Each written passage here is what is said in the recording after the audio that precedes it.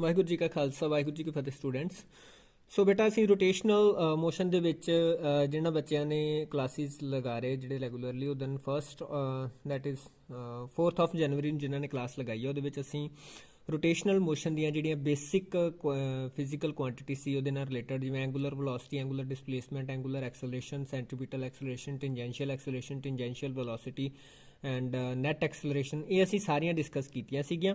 ਠੀਕ ਹੈ, ਸੋ ਹੁਣ ਅਸੀਂ ਨੈਕਸਟ ਟੌਪਿਕ ਜਿਹੜਾ ਸਾਡਾ, ਠੀਕ ਹੈ, ਜਿਨ੍ਹਾਂ ਬੱਚਿਆਂ ਨੇ ਉਹ ਦਿਨ ਕਲਾਸ ਨਹੀਂ ਲਗਾਈ ਉਹ ਜਿਹੜੇ ਬੱਚਿਆਂ ਨੇ ਕਲਾਸ ਲਗਾਈ ਹੈ ਉੱਥੋਂ ਪ੍ਰੋਪਰਲੀ ਨੋਟਸ ਉਹਨਾਂ ਕੋਲੋਂ ਲੈ ਕੇ, ਠੀਕ ਹੈ, ਉਹ ਸਾਰੀਆਂ ਚੀਜ਼ਾਂ ਨੋਟ ਕਰਨ। ਠੀਕ ਹੈ, ਸੋ ਦੇਖੋ ਨੈਕਸਟ ਟੌਪਿਕ ਹੁਣ ਜਿਹੜਾ ਸਾਡਾ ਉਹਦੇ 'ਚ ਕੋਈ ਪ੍ਰੋਬਲਮ ਹੈ you can ask me any time.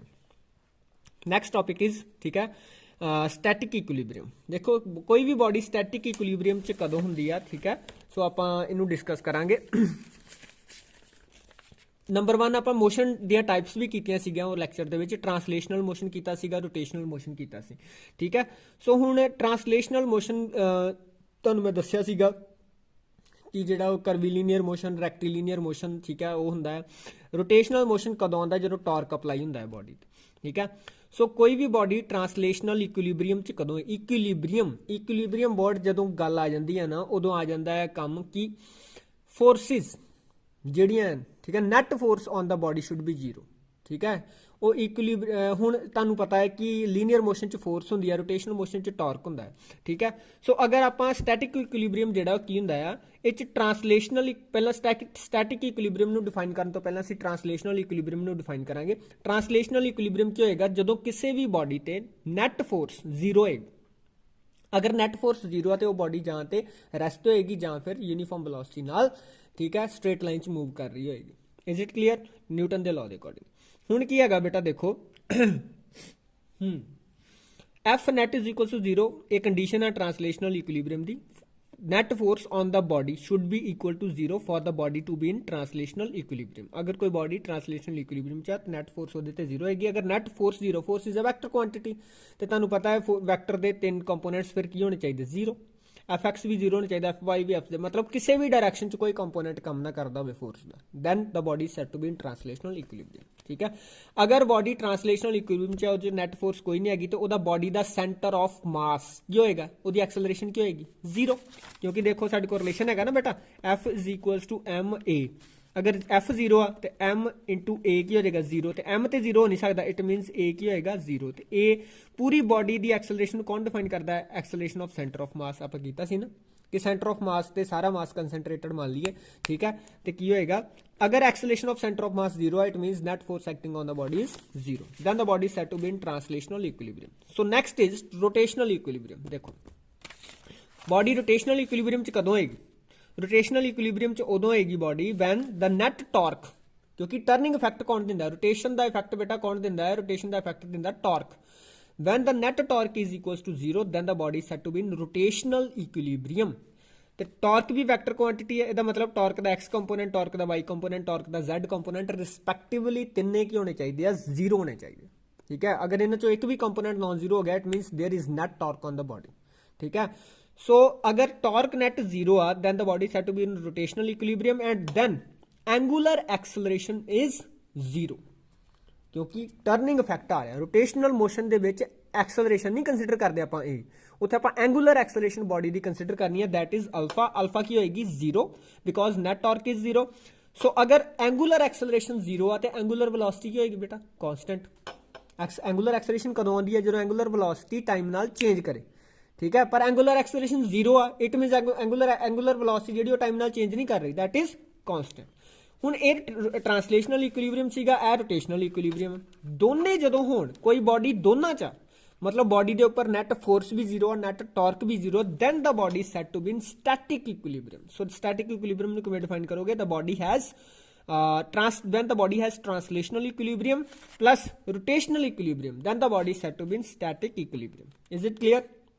चलो, अगर बॉडी स्टैटिक इक्विलिब्रियम चा, ठीक है, स्टैटिक इक्विलिब्रियम किसी बॉडी ते हैगा आ, ठीक है, इट मीनस वो रोटेशनल च भी है, ट्रांसलेशनल इक्विलिब्रियम च है, दोनों च भी है। ठीक है, सो टॉर्क नेट एन भी पॉइंट एक्सिस ऑफ रोटेशन के अबाउट ही टॉर्क 0 है, किसी भी पॉइंट के अबाउट बॉडी ते किसी भी पॉइंट के अबाउट जो नैट टॉर्क है दैट विल बी 0। ये गल चेता रखनी।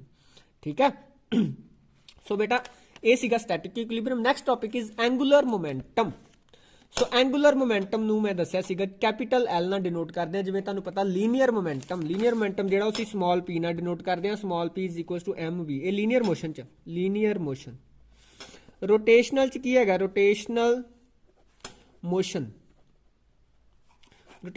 ਚ ਬੇਟਾ ਕੀ ਹੁੰਦਾ ਸੀਗਾ ਸਾਡੇ ਕੋਲ ਐਂਗੂਲਰ ਮੋਮੈਂਟਮ, ਲੀਨੀਅਰ ਮੋਮੈਂਟਮ ਦੀ ਜਗ੍ਹਾ ਤੇ angular momentum that is equals to, ਇਹਦਾ ਅਸੀਂ ਫਾਰਮੂਲਾ ਕੈਲਕੂਲੇਟ ਕਰਾਂਗੇ।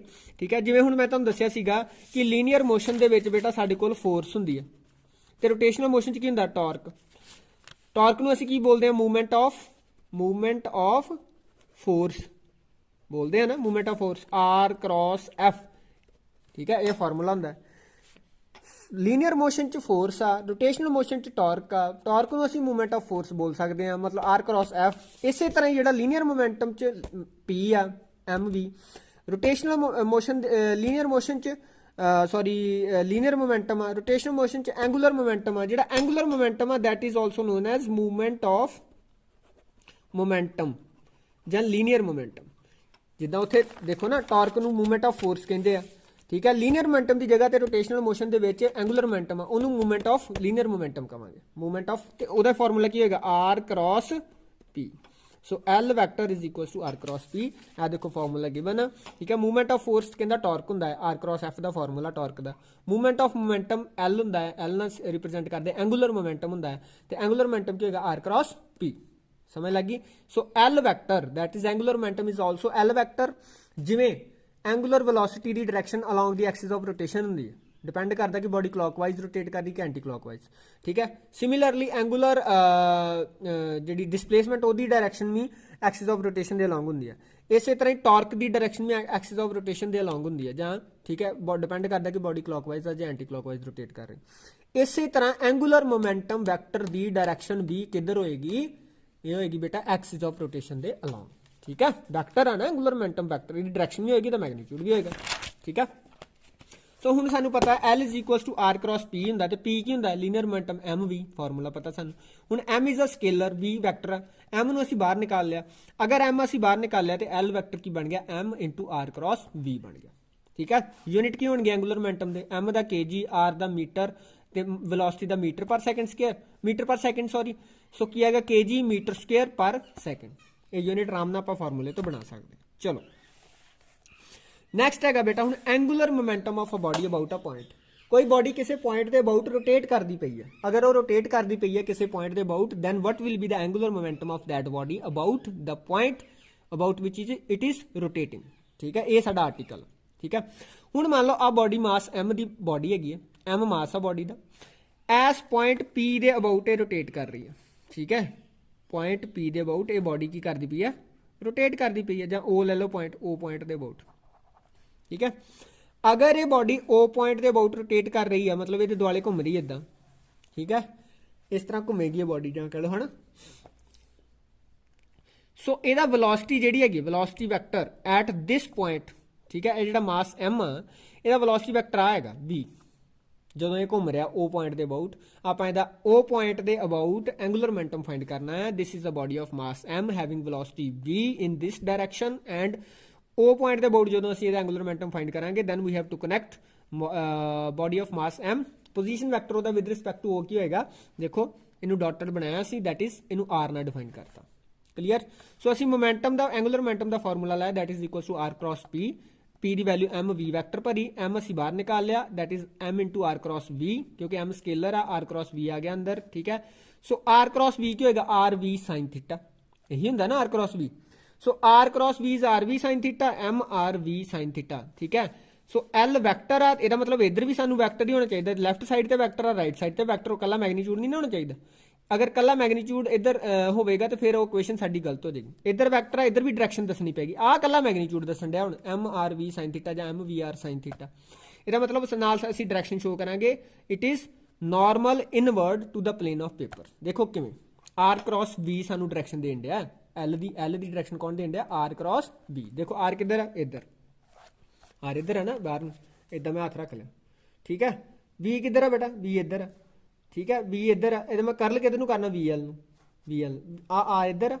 ਠੀਕ ਹੈ, ਇੱਧਰ ਨੂੰ V अंदर ਨੂੰ V इधर ਨੂੰ इधरले पासे मैं कर ले इधर ਨੂੰ ਕੀਤਾ मेरा अंगूठा किधर जाएगा इनवर्ड अंदर ਨੂੰ जाएगा इट मीनस मेरा थंब अंदर ਨੂੰ गया ठीक है ਇਹਦਾ मतलब the direction of angular momentum vector is it is normal inward to the plane of paper अगर velocity इधर ਨੂੰ ਹੁੰਦੀ ਠੀਕ ਹੈ इधर ਨੂੰ ਹੁੰਦੀ then ਮੇਰਾ r ਇੱਧਰ ਸੀਗਾ v ਇੱਧਰ ਜਾਣਾ ਸੀ ਤੇ ਆਊਟਵਰਡ ਨਾਰਮਲ ਆ ਜਾਣਾ ਸੀ ਠੀਕ ਹੈ ਸੋ r cross v ਨੇ ਡਿਸਾਈਡ ਕਰਨਾ what will be the direction of angular momentum vector ठीक है क्रॉस प्रोडक्ट ਜਿਹੜਾ ਰਿਜ਼ਲਟੈਂਟ ਹੁੰਦਾ ਉਹਦੀ ਡਾਇਰੈਕਸ਼ਨ ਕੀ ਹੁੰਦੀ ਆ perpendicular to the both vectors of which the cross product is taken so direction ਅਸੀਂ ਕਿਵੇਂ ਫਾਈਂਡ ਕਰ ਸਕਦੇ ਹਾਂ ਰਾਈਟ ਹੈਂਡ ਥੰਬ ਰੂਲ ਜਿਹੜਾ ਮੈਂ ਹੁਣੇ ਲਾਇਆ ਸਕਰੂ ਰੂਲ ਨਾਲ ਵੀ ਕਰ ਸਕਦੇ ਹੋ ਇੱਧਰ ਦੇਖੋ ਇਹ ਅਸੀਂ ਇੱਥੇ ਰੱਖ ਲਿਆ ਠੀਕ ਹੈ ਸਕਰੂ ਡਰਾਈਵਰ ਹੁਣ ਅਸੀਂ ਆਰ ਕ੍ਰਾਸ ਵੀ ਕਰਨਾ ਆਰ ਇੱਧਰ ਨੂੰ ਆ ਠੀਕ ਹੈ ਤੇ ਵੀ ਅਸੀਂ ਵੀ ਵੱਲ ਨੂੰ ਰੋਟੇਟ ਕਰਨਾ ਸਕਰੂ ਨੂੰ ਵੀ ਨੂੰ ਜਦੋਂ ਰੋਟੇਟ ਕਰਾਂਗੇ ਤੇ ਇਦਾਂ ਜਦੋਂ ਆਪਾਂ ਰੋਟੇਟ ਕਰਦੇ ਇਦਾਂ ਇਦਾਂ ਕਰਕੇ ਤੇ ਸਕਰੂ ਕੀ ਅੰਦਰ ਨੂੰ ਜਾਂਦਾ ਇਦਾਂ ਪੇਚਕਸ ਨਾਲ ਕੱਸਦੇ ਹੋ ਨਾ ਠੀਕ ਹੈ ਕਲੌਕਵਾਈਜ਼ ਠੀਕ ਹੈ ਹੁਣ ਜਦੋਂ ਅਸੀਂ ਕਲੌਕਵਾਈਜ਼ ਰੋਟੇਟ ਕਰਾਂਗੇ ਸਕਰੂ ਡਰਾਈਵਰ ਸਕਰੂ ਅੰਦਰ ਜਾਏਗਾ ਐਂਟੀ ਕਲੌਕਵਾਈਜ਼ ਕੀਤਿਆਂ ਆਊਟਵਰਡ ਆਏਗਾ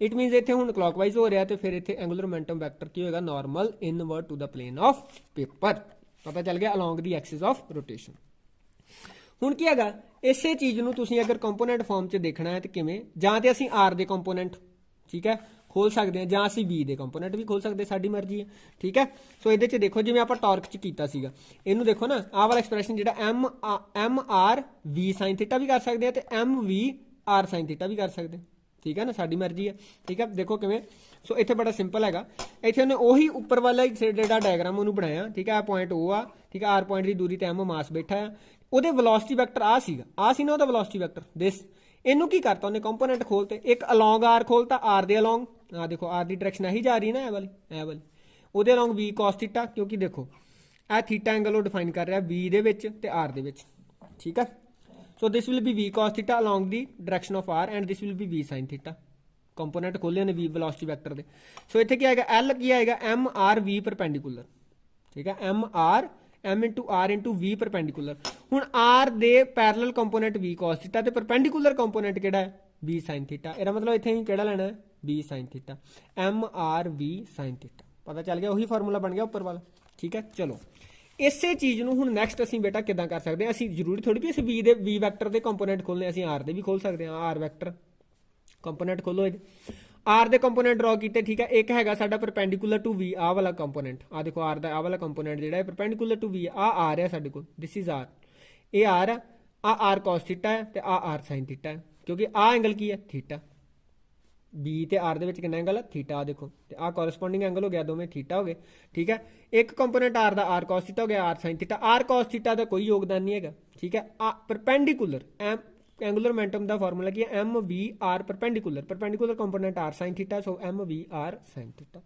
समझ लगी ना इदा भी कर सकते हैं एंगुलर मोमेंटम सिंपल है so L is equal to are cross P ए फॉर्मूला साडे कोल L is perpendicular to the plane containing are and P ये सानू पता है ए क्रॉस बी का जो रिजल्टेंट आता सी वो बेटा ए तो बी जो प्लेन च ने वो परपेंडिकुलर होंगे जां इनवर्ड जां आउटवर्ड इस तरह ही इत्थे l is equal to are cross p का जो रिजल्टेंट एल वैक्टर आ वो angular momentum vector that will be perpendicular to the plane containing are and p हुण देखो case of object moving in a circle next article कि अगर कोई object circle च मूव कर रहा सर्कल दे विच ठीक है तो वह एंगुलर मोमेंटम की होएगा देखो आ ओ पॉइंट सर्कल ਦੇ ਵਿੱਚ ਆਬਜੈਕਟ ਉਹ ਪੁਆਇੰਟ ਦੇ ਅਬਾਊਟ ਰੋਟੇਟ ਕਰ ਰਿਹਾ m ਮਾਸ ਦਾ ਆਬਜੈਕਟ ਆ ਇੱਥੇ ਦੀ ਵੈਲੋਸਿਟੀ v ਆ ਐਂਟੀ ਕਲੌਕਵਾਈਜ਼ ਰੋਟੇਸ਼ਨ ਦੇ ਰਿਹਾ ਇੱਥੇ v ਵੈਕਟਰ ਹੋਏਗਾ ਇੱਥੇ ਇਹ ਹੋਏਗਾ ਟੈਂਜੈਂਟ ਹੋਏਗੀ ਨਾ ਟੈਂਜੈਂਸ਼ੀਅਲ ਵੈਲੋਸਿਟੀ r ਦੂਰੀ ਹੈ ਦੀ ਰੇਡੀਅਸ ਆਫ ਸਰਕਲ ਕੀ ਹੈਗਾ ਜਿਹਦੇ 'ਚ ਮੂਵ ਕਰ ਰਿਹਾ r ਸੋ ਕਹਿੰਦਾ angular momentum about o point ਦੇ ਅਬਾਊਟ ਐਂਗੂਲਰ ਮੋਮੈਂਟਮ ਕੀ ਹੋਏਗਾ m v r ਪਰਪੈਂਡੀਕੂਲਰ ਮਤਲਬ m v r sin theta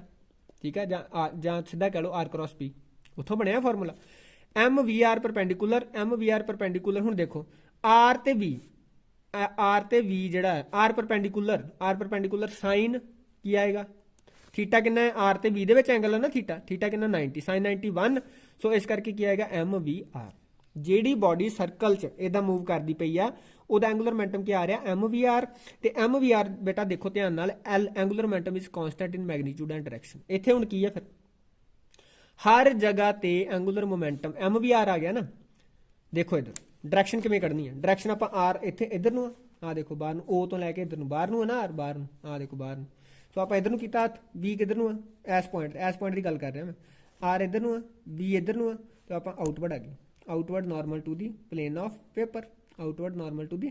paper ठीक है सो की आ गई ए डायरैक्शन। हुण इत्थे निकाल लो, इत्थे की है बेटा आर तां नूं हो जाना, आर किधर नूं हो जाना, आर साडा इधर नूं नहीं हो जाना, आर बन जाना, ये आर बन गया तो वी किधर नूं इधर नूं, सो आउटवर्ड नॉर्मल। इधर नूं निकाल लो आर इधर नूं, ठीक है, सॉरी आर इधर नूं वी इधर नूं, आउटवर्ड नॉर्मल। सिमिलरली इधर हेठां निकाल लो, हर जगह ते डायरेक्शन की आउटवर्ड नॉर्मल। इसका मतलब एंगुलर मोमेंटम वैक्टर दी डायरेक्शन कांस्टेंट आ, फिक्सड आ। डायरेक्शन च जेड़ा एंगुलर मोमेंटम वो फिक्सड आ, ठीक है, कांस्टेंट आ। मैग्नीट्यूड कितना है, मैग्नीट्यूड की एम वी आर, हर जगह ते एंगल थोड़ी चेंज होने दिया, ਉਹਦੀ ਵੈਲੋਸਿਟੀ v ਰਹਿਣ ਦੀ ਆ, ਮਾਸ ਉਹਦਾ m ਆ ਕਾਂਸਟੈਂਟ, ਤੇ r ਐਂਗਲ ਵੀ ਨਹੀਂ ਚੇਂਜ ਕਰਨ ਦਿਆ। ਹਰ ਜਗ੍ਹਾ ਤੇ ਟੈਂਜੈਂਟ ਤੇ ਰੇਡੀਅਸ 'ਚ ਕਿੰਨਾ ਐਂਗਲ ਹੁੰਦਾ, ਸਰਕਲ ਦੇ ਟੈਂਜੈਂਟ ਤੇ ਰੇਡੀਅਸ 'ਚ 90 ਡਿਗਰੀ ਦਾ ਐਂਗਲ ਹੁੰਦਾ। ਸੋ ਐਂਗੂਲਰ ਮੋਮੈਂਟਮ ਕੀ ਆਏਗਾ, ਅਬਾਊਟ ਉਹ m we r which is constant in magnitude and direction. ਹੁਣ ਗੱਲ ਆ ਗਈ ਕਿ ਇਹ ਇਦਾਂ ਦੀ ਡਾਇਗਰਾਮ 'ਚ ਪੀ ਪੁਆਇੰਟ ਤੋਂ ਕੋਈ ਰੱਸੀ ਪਾ ਕੇ ਆਪਾਂ ਇੱਕ ਮਾਸ m ਜਿਹੜਾ ਲਟਕਾਇਆ ਇੱਥੇ, ਆ ਦੇਖੋ ਮਾਸ m, ਠੀਕ ਹੈ, ਇੱਥੇ ਲਟਕਿਆ। ਹੁਣ ਜਦੋਂ ਆਪਾਂ ਇਦਾਂ ਰੱਸੀ ਪਾ ਕੇ ਉਹਨੂੰ ਲਟਕਾਵਾਂਗੇ ਤਾਂ ਉਹ ਇਦਾਂ ਘੁੰਮੇਗਾ, ਇਦਾਂ ਇਦਾਂ ਇਦਾਂ ਇਦਾਂ ਘੁੰਮੇਗਾ ਨਾ, इदा कर, ठीक है, वो मैं शो किया एक कोन जी बनावेगा घूमदा घूमदा ऐ करके, है ना, घूमदा घूमदा। सो आ मैं एक पॉइंट तो जितों सस्पेंड किया रस्सी पाई, ठीक है, उन्होंने घुमा रहा सर्कल के वो पार्टिकल इदा इदा थले घूम रहा।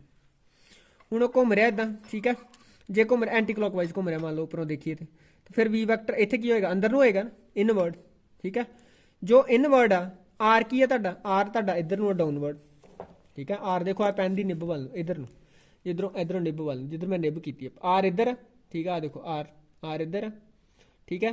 तो वी साडे कोल किधर अंदर नूं, वी अंदर नूं, ध्यान नाल देखो वी किधर अंदर नूं, इनवर्ड। ये मैं उत्थे पेपर ते बनाया तां करके तुहानूं पता नहीं चल रहा, ठीक है, 2D बनाया ना, वी अंदर नूं, क्योंकि आपां इत्थे ए सर्कल शो करने इदां इदां इदां करके उपरों, ठीक है, ऐ करके, ठीक है, अंदर नूं वी अंदर नूं, आर आर इधर नूं, ठीक है। आर क्रॉस बी करोगे तो एल वैक्टर तुहाडा किधर नूं आएगा बेटा, एल वैक्टर आएगा तुहाडा बाहर नूं, इधर आउटवर्ड, राइट नूं बाहर नूं।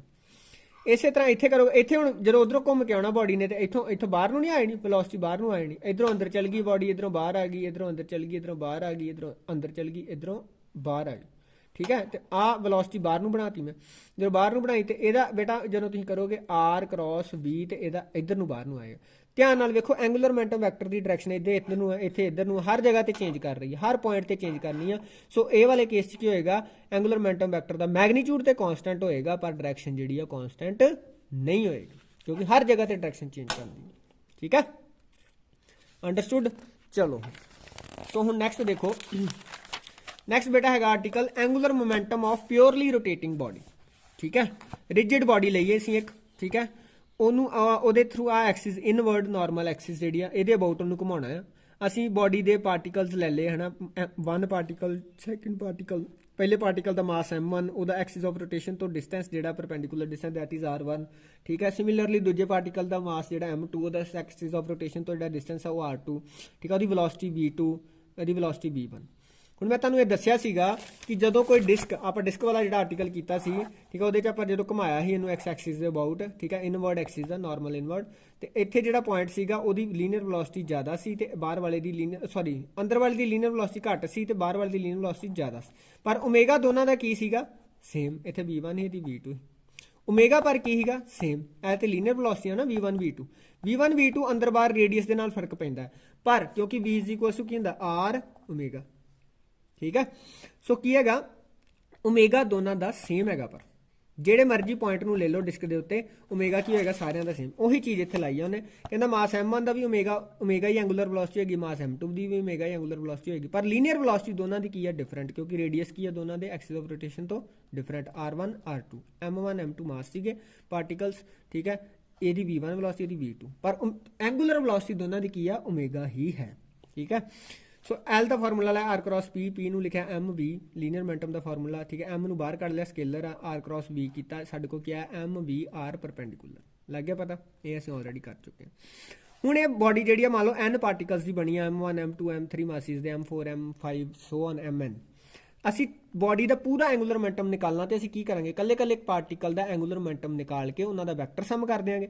So that will be L1, ਪਹਿਲੇ ਪਾਰਟੀਕਲ ਦਾ ਐਂਗੂਲਰ ਮੋਮੈਂਟਮ ਕੀ ਹੋਏਗਾ, m1 v1 r1, ਇਹ ਮੈਗਨੀਟਿਊਡ ਆ ਤੇ ਨਾਰਮਲ ਆਊਟਵਰਡ, ਆ ਦੇਖੋ ਨਾਲ ਡਾਇਰੈਕਸ਼ਨ ਦੱਸਦੀ। L2 ਕੀ ਹੈ, m2 v2 r2 normal outward, m3 v3 r3, ਕਿਉਂਕਿ anti clockwise rotation, anti clockwise rotation ਜਿਹੜਾ ਸਾਡੇ ਕੋਲ ਕਰਲ ਬਣਨਾ ਉਹ ਇਦਾਂ ਬਣਨਾ, ਤੇ ਜਿਹੜਾ ਐਂਗੂਲਰ ਮੋਮੈਂਟਮ ਵੈਕਟਰ ਆਉਣਾ ਆਊਟਵਰਡ ਨਾਰਮਲ ਆਉਣਾ। ਅਜੇ ਅਗਰ ਕਲੌਕਵਾਈਜ਼ ਰੋਟੇਸ਼ਨ ਹੁੰਦਾ ਤੇ ਫਿਰ ਇਨਵਰਡ ਆਉਣਾ। ਅਸੀਂ n ਪਾਰਟੀਕਲਸ ਦਾ ਐਂਗੂਲਰ ਮੋਮੈਂਟਮ ਨਿਕਾਲ ਲਏ। ਹੁਣ ਨੈਟ ਐਂਗੂਲਰ ਮੋਮੈਂਟਮ ਕੀ ਹੋਏਗਾ, ਸਾਰਿਆਂ ਦਾ ਵੈਕਟਰ ਸਮ, ਸਾਰਿਆਂ ਦਾ ਵੈਕਟਰ ਸਮ ਕੀਤਾ m1 v1 r1 plus m2 v2 r2 plus m3 v3 r3 plus so on mn vn rn। ਠੀਕ ਹੈ, ਹੁਣ ਸਾਨੂੰ ਪਤਾ ਬੇਟਾ ਇਹਦੇ ਵਿੱਚ ਕਿ ਜਿਹੜੀ v ਕੀ ਹੁੰਦੀ ਹੈ r ਓਮੇਗਾ। ਸੋ ਇੱਥੇ r1 ਪਹਿਲਾਂ ਹੈਗਾ, ਇਹਨੂੰ v1 ਨੂੰ ਭਰੋ r1 ਓਮੇਗਾ, r1 ਓਮੇਗਾ ਜਦੋਂ ਮਲਟੀਪਲਾਈ ਹੋਗਾ r1 ਤੇ r1 ਸਕੁਅਰ ਹੋ ਗਏ, m1 r1 ਸਕੁਅਰ ਤੇ ਓਮੇਗਾ ਨਾਲ ਆ ਗਿਆ, m2 r2 square omega, m3 r3 square omega, so on mn rn square omega. ਠੀਕ ਹੈ, b r ਓਮੇਗਾ ਰਿਲੇਸ਼ਨ ਵਿੱਚ ਭਰਤਾ, ਕੁਛ ਨਹੀਂ ਕੀਤਾ, b ਨੂੰ r ਓਮੇਗਾ ਭਰਤਾ ਇਹਦੇ ਵਿੱਚ। ਓਮੇਗਾ ਕਾਮਨ ਕੱਢ ਲਓ ਕਿਉਂਕਿ ਸਾਰੇ ਸੇਮ ਆ, ਓਮੇਗਾ ਕਾਮਨ ਕੱਢਿਆ ਇਹ ਕੀ ਆ ਗਿਆ, m1 r1 square plus m2 r2 square plus so on up to mn rn square. ਠੀਕ ਹੈ, ਹੁਣ m1 r1 square, mr square ਬੇਟਾ ਜਿਹੜਾ ਫਾਰਮੂਲਾ ਹੁੰਦਾ ਨਾ ਮੂਵਮੈਂਟ ਆਫ ਇਨਰਸ਼ੀਆ ਦਾ ਹੁੰਦਾ, mr square is equals to movement of inertia i। ਇਹ ਪੜਨਾ ਜੇ ਆਪਾਂ, ਠੀਕ ਹੈ, ਪਰ ਇਹਨੂੰ ਚੇਤਾ ਰੱਖੋ, ਇਟ ਇਜ਼ ਮੂਵਮੈਂਟ ਆਫ ਇਨਰਸ਼ੀਆ। ਠੀਕ ਹੈ, ਇਹ ਤੁਹਾਨੂੰ ਮੈਂ ਦੱਸਿਆ ਮੂਵਮੈਂਟ ਆਫ ਇਨਰਸ਼ੀਆ, ਜਿਹੜਾ ਕੰਮ ਲੀਨੀਅਰ ਮੋਸ਼ਨ ਚ ਮਾਸ ਕਰਦਾ ਉਹ ਰੋਟੇਸ਼ਨ ਮੋਸ਼ਨ ਚ ਮੂਵਮੈਂਟ ਆਫ ਇਨਰਸ਼ੀਆ ਕਰਦਾ। ਸੋ ਹੁਣ ਕੀ ਹੈਗਾ ਬੇਟਾ, ਦੇਖੋ ਇਹਦੇ ਵਿੱਚ ਸਾਡੇ ਕੋਲ L net angular momentum, net angular momentum ਕੀ ਹੋਏਗਾ, I omega, that is movement of inertia into angular velocity. ਠੀਕ ਹੈ, ਤੇ ਉੱਥੇ ਕੀ ਹੁੰਦਾ ਸੀ, ਧਿਆਨ ਨਾਲ ਵੇਖੋ ਭਲਾ। ਹੁਣ ਇਹਨੂੰ ਲੀਨੀਅਰ ਮੋਸ਼ਨ ਨਾਲ ਕੰਪੇਅਰ ਕਰੋ, ਲੀਨੀਅਰ ਮੋਸ਼ਨ ਚ ਲੀਨੀਅਰ ਮੋਮੈਂਟਮ ਕੀ ਹੁੰਦਾ, P is equal to mass into velocity, ਤੇ ਰੋਟੇਸ਼ਨ ਮੋਸ਼ਨ ਚ ਐਂਗੂਲਰ ਮੋਮੈਂਟਮ ਕੀ ਹੈ, L vector is equal to I into omega vector. ਠੀਕ ਹੈ, ਧਿਆਨ ਨਾਲ ਵੇਖੋ, ਇੱਥੇ ਲੀਨੀਅਰ ਮੋਮੈਂਟਮ ਦੀ ਜਗ੍ਹਾ ਤੇ ਐਂਗੂਲਰ ਮੋਮੈਂਟਮ L ਵੈਕਟਰ, ਮਾਸ ਦੀ ਜਗ੍ਹਾ ਤੇ ਮੂਵਮੈਂਟ ਆਫ ਇਨਰਸ਼ੀਆ ਕੰਮ ਕਰਦਾ ਰੋਟੇਸ਼ਨ ਮੋਸ਼ਨ ਚ, ਲੀਨੀਅਰ ਵੈਲੋਸਿਟੀ ਦੀ ਜਗ੍ਹਾ ਤੇ ਐਂਗੂਲਰ ਵੈਲੋਸਿਟੀ।